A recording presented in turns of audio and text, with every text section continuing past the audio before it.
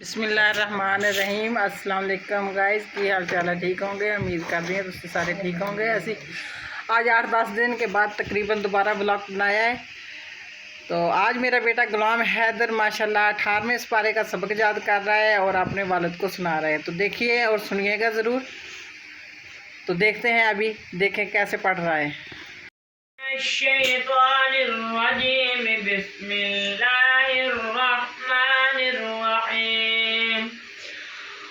قد أفلح المؤمنون الذين هم في صلاتهم خاشعون والذين هم عن اللغو معرضون والذين هم للزكاة فاعلون والذين هم لفروجهم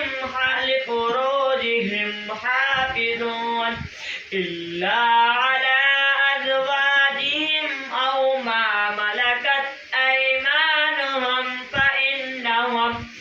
فإنهم غير ملومين فمن ابتغى وراء ذلك فأولئك هم العادون والذين هم لأماناتهم وعهدهم راعون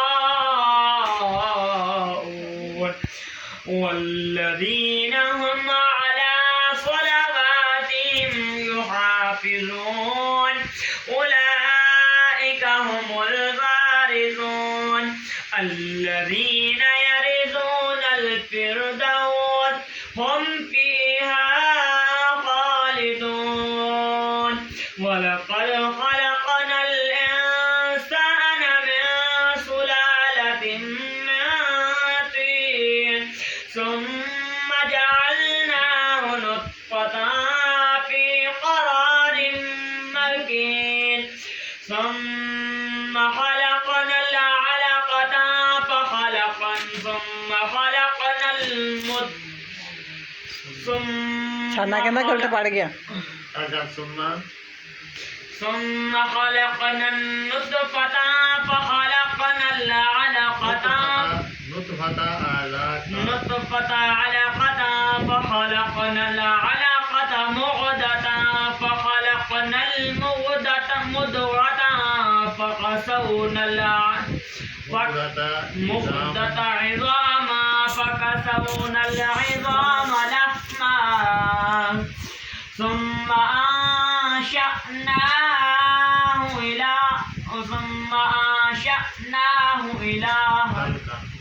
ثم أنشأناه خلقا آخر فتبارك الله أحسن الخالقين ثم إنكم بعد ذلك لميتون ثم إنكم يوم القيامة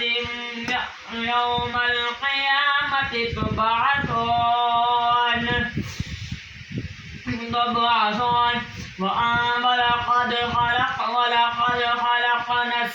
ولقد خلقنا فوقكم 7 طرائق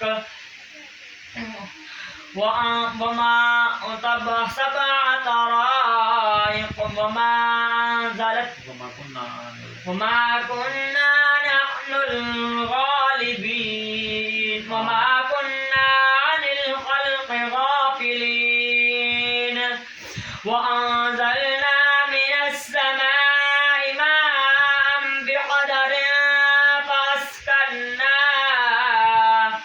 فأسكناه في الأرض وإنا على كل ذهاب به لقادرون فأنشأنا به جنات فأنشأنا لكم به جنات من نخيل وأعناب لكم فيها فاكهة كثيرة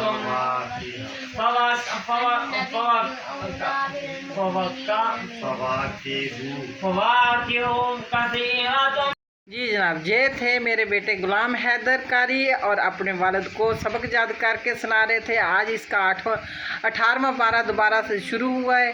तो माशाल्लाह इसने कितनी प्यारी तिलावत की है। आप लोग एक दफ़ा देखा करें और सुना करें। तो आईडी को लाइक करें, कमेंट करें और शेयर करके बताएं। तो दुआओं में याद रखिएगा, मेरे बेटे को ज़्यादा से ज़्यादा शेयर कीजिएगा। अल्लाह हाफिज़।